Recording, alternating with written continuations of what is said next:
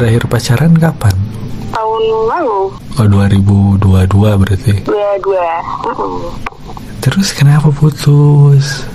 Karena merasa nggak cocok aja. Dari awal sebenarnya juga nggak cocok, cuman denial. Apa? Nggak jelas ya suara. Jadi aku merasa nggak cocok nih. Sebenarnya dari awal pun sebenarnya ketidakcocokan itu udah kelihatan. Cuman aku mencoba denial aja karena aku mikirnya nanti rasa itu akan tumbuh sejalannya waktu. Ternyata nggak bisa sesuatu harus dipaksain aja gitu. Ya kayak gitu sih. Ternyata rasa itu setelah berjalannya waktu nggak muncul gitu ya? Nggak muncul sih, mungkin muncul ya. Cuman rasa ketidakcocokannya itu lebih besar daripada rasa aku mentoleransi itu. Karena menurut aku perbedaannya itu sesuatu yang emang udah nggak bisa ditoleransi. Ada sesuatu yang nggak bisa ditoleransi. Contohnya? Aku nggak bilang agama sih sebenarnya, tapi itu juga sebenarnya salah satu.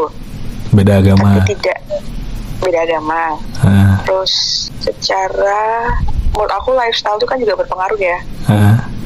Beda lifestyle aja tuh nyari jalan tengahnya susah loh, ya kan? Secara keterbukaan pikiran pun juga beda. Itu sesuatu yang aku nggak maksudnya sesuatu yang menurut aku tuh tidak bisa ditoleransi gitu. Karena nggak bakal ketemu jalan tengahnya. Apalagi di umur segini, pasti nggak ada yang mau ngalah. Oh, egonya ya tinggi masing-masing.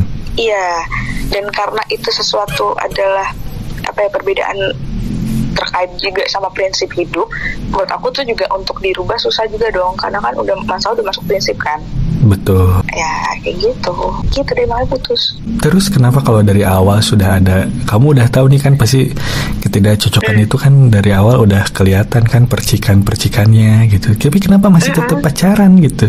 Karena karena aku mikirnya kayak oh ya mungkin seiring berjalannya waktu aku bisa lebih menerima, aku bisa lebih mentoleransi orang, perbedaan orang.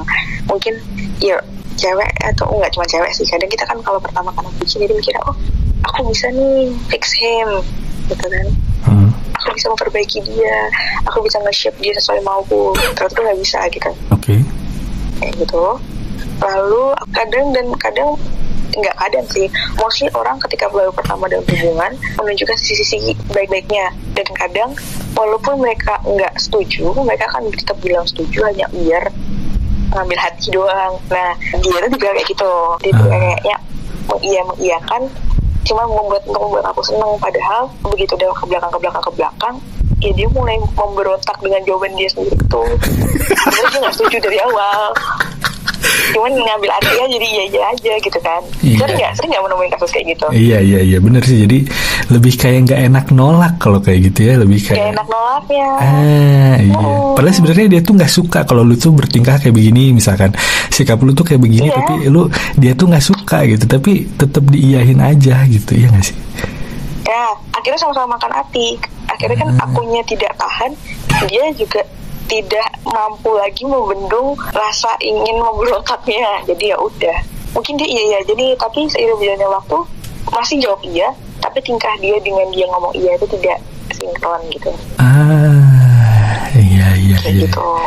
Dan masalah ini yang terus repeat gitu, berulang-ulang sehingga nggak tahan gitu. Karena berantemnya jadi masalah yang sama terus kan. Ya udah nggak sih, maksudnya kita udah berantem banyak, udah sering berantem karena masalah yang sama, dan ternyata berantem lagi, berarti memang itu masalah memang udah nggak ada jalan keluarnya. Karena sesering itu berantem masalah yang sama gitu loh. Iya sih. Iya dong. Betul. Udah daripada sama-sama makan hati kan. Bener. Tapi ini cabut aja. First time kamu pacaran dengan yang beda agama? Aku selalu pacaran dengan beda agama sih. Oh iya? Gimana ya? Iya, rumput tetangga lebih segar aja.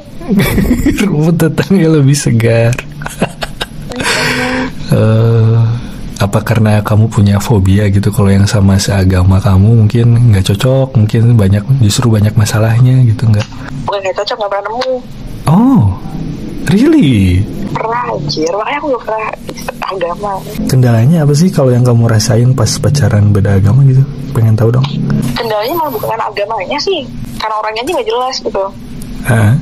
Iya, gak pernah kayak soalnya gini juga ya, kalau pacaran umur gitu, aku jujur aja belum berpikir untuk kayak nanti nikah sama dia nih, udah harus kenal ke keluarga nih, apa nih gitu kan, enggak, belum sampai sana. Jadi udah ya udah beda juga, ya udah gitu loh, orang aku juga belum orientasi untuk berkeluarga kan. Terus apa ya, nggak ada sih sebenarnya. Aku kalau masalah kayak gitu aku cukup toleransi, jadi aku tidak merasa itu adalah masalah gitu, karena masalahnya bukan di situ gitu. Masalahnya bukan dari agamanya, jadi balik ke personnya berarti. Kembali ke personnya, kembali ke karakternya dia aja kayak anjing gitu.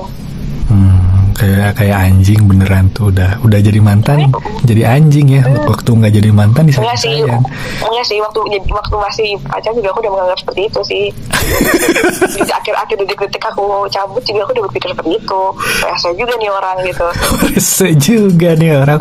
Kasih paham dong, bos. Senggol dong. Nggak jadi halus kan, image halus aku hilang kan sehari-hari. Oke. Nggak apa-apa, nggak usah jaga image lah sama aku lah, nggak boleh begitu. Padahal kalau menurut aku juga ya, kalau cowok tuh harusnya untuk berpikir masa depan tuh harusnya nyolong start sih, karena beban kalian lebih berat daripada cewek kan.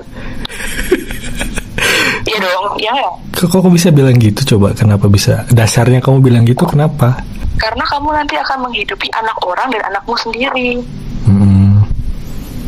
Pasti kamu lebih, secara ini pasti beban lebih besar di cowok daripada di cewek, karena kita istilahnya kan ya nggak, andai kata pun tidak berkeluarga atau apa, kita masih bisa sama orang tua dan itu tidak akan disalahkan. Tapi ketika cowok kamu udah ini masih sama orang tua, itu kan kalau di Indonesia masih dianggap kayak kok nggak mandiri ini, tapi kalau cewek kan sepertinya lebih tidak dijudge seperti itu, tidak seperti cowok gitu loh. Jadi kita tidak bertanggung jawab untuk menghidupi anak orang, ya kan? Dan makanya menurut aku cowok itu harusnya untuk berpikir kayak gitu tuh lebih nyolong start daripada kita. Nah cuman ya kalau seumuran aku masih hobi bersenang-senangnya, tapi tidak memikirkan ke sana, karena kan mungkin ya mikirnya ya as long as masih ditransferin orang tua masih apa, ya udah gitu loh. Nah tapi kalau aku tidak dididik dengan cara kayak gitu, makanya aku dari SMA juga udah mulai cari uang sendiri, karena orang tua aku bukan tipikal yang gampang, yang easy money gitu loh. Nah, aku mencari cowok yang seperti itu. Cuma masalahnya kalau seumuran jarang ya kayak gitu, jadi ya udah cocok. Nggak nyari om-om gitu? Sekarang lagi nyarinya gitu sih jujur. Karena capek, sampai suka makan hati anjir. Tapi kalau om-omnya kere ya, maksudnya lu masih nerima orang itu nggak, si om ini? Si omnya kere loh, kan image om-om tuh kan tajir melintir gitu, tapi ini om-omnya kere gitu loh. Aku tidak mencari yang tajir juga, tapi yang minimal equal lah. Equal, oke. Oh gitu.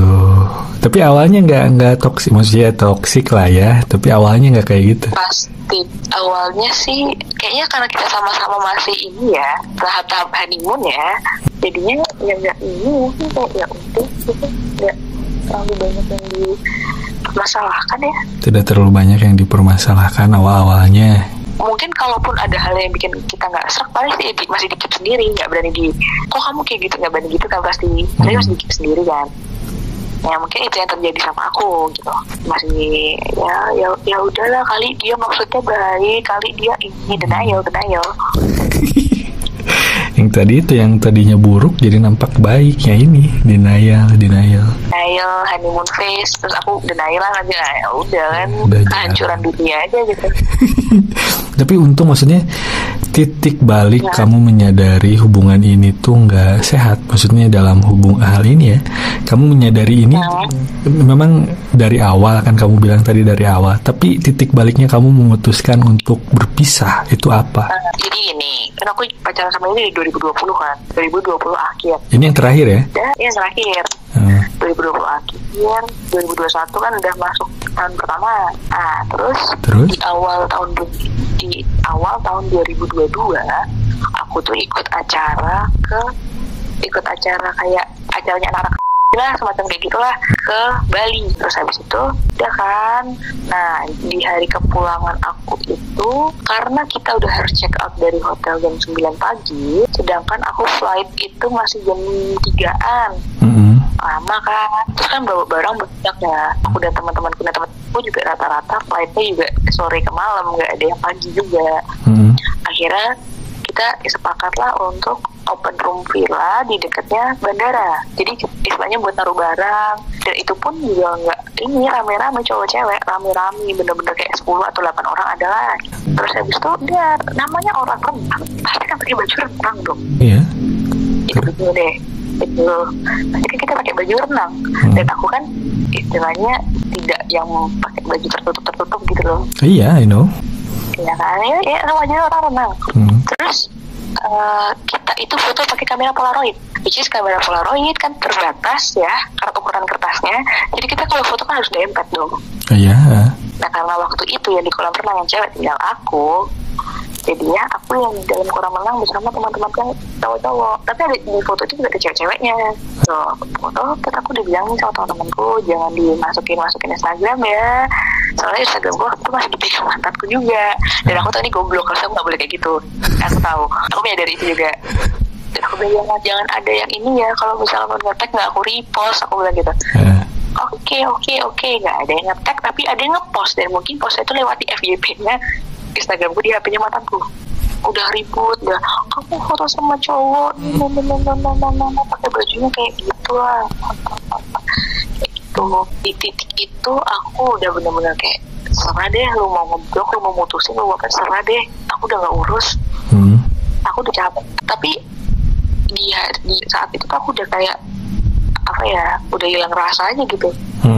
Udah kayak males aja. Jadinya aku menjalani bulan-bulan selanjutnya itu dengan perasaan hambar dan ya udah aku kayak formalitas aja gitu. Nggak ada feeling gitu. Udah nggak ada feeling gitu. Aku putus sama dia itu baru Juninya ini karena waktu itu aku ada niatan untuk mendaftar student exchange keluar. Terus aku mikirnya kayak aku ke Bali aja, dia panasnya kayak gitu, apalagi kalau aku ke luar negeri. Tapi gini loh, kalau kita masuk ke dalam hikmah gitu ya.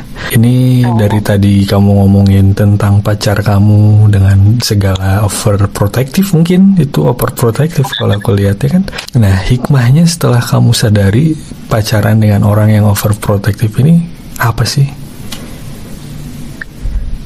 Gak ada sih.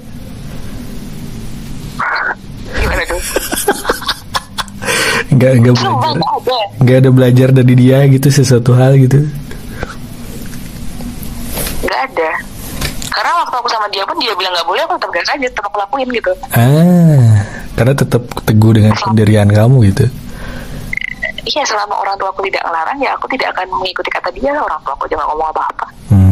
Emang ada sempet dia ngelarang sesuatu yang kamu lanjut gitu? Semua hal sih ya, yang dia bilang nggak boleh aku lanjut sih.